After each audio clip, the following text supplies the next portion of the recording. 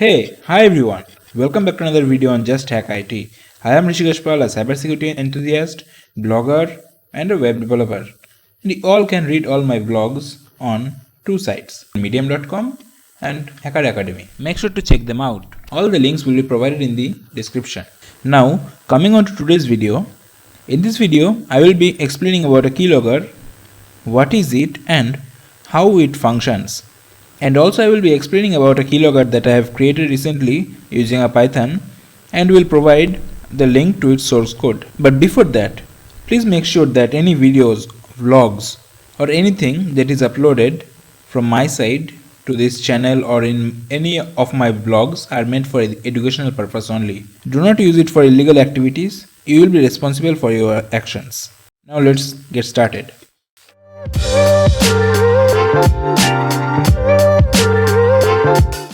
Keylogger.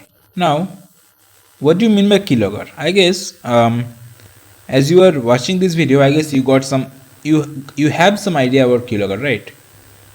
But if you are new to this, I will try to make you understand in few words. So basically, keylogger in simple term is a tool that a person uses to spy on their target. What it does is it captures every single keystrokes, or you can say every single key that the target presses on their keyboard gets stored locally, or it gets sent to the attacker via some network medium.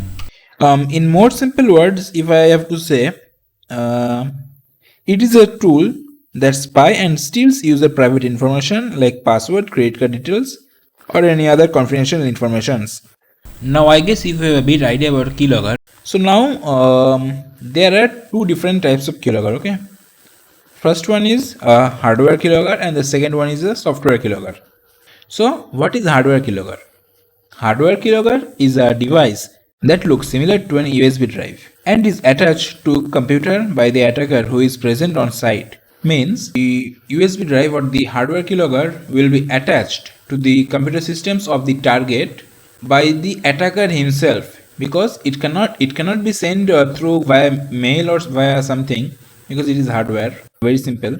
So to attach that device to an system, you need to do some social engineering activities.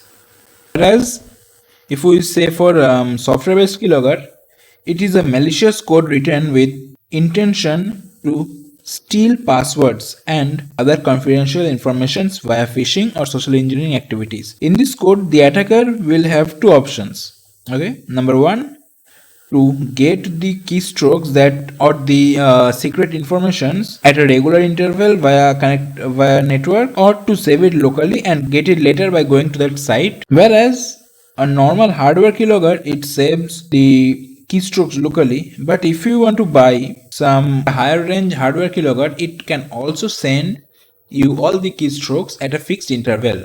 Now coming to the simple keylogger that I have created. Also to mention, I have already published a blog on this keylogger before. You can check it out on Hacker Academy.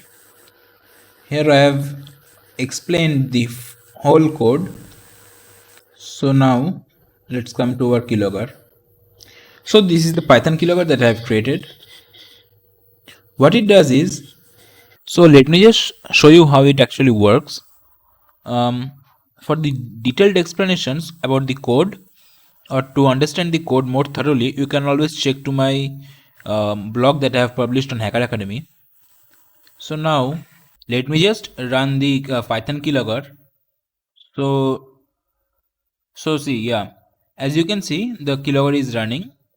So now let me just open a notepad to show you how it actually works. Hi, this is a video for Just Hack IT. Make sure to subscribe. So now I have written something over here, right? So now let's check if this keylogger actually works. So now let me just stop the keylogger. So yeah, as you can see, it actually works with proper date and timestamp. there is the thing written that I have just written on Notepad. That is, this is a video for Just Hack IT. Make sure to subscribe. Same as that. So what actually this keylogger does is it saves the keystrokes that the target presses in a local file named as keylogger.txt. Also, as you can see, there are two other files named as script.bat and script.vvs.